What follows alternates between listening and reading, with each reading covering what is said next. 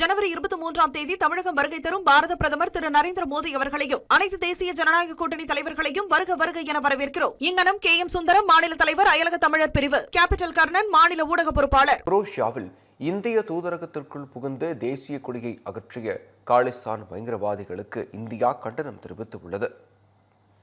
குரோஷியா நாட்டின் ஜாக்ரெப் நகரில் அமைந்துள்ள இந்திய தூதரகத்தில் காலிஸ்தான் ஆதரவு கும்பல் புகுந்து இந்திய தேசிய கொடியை அகற்றியுள்ளனர்.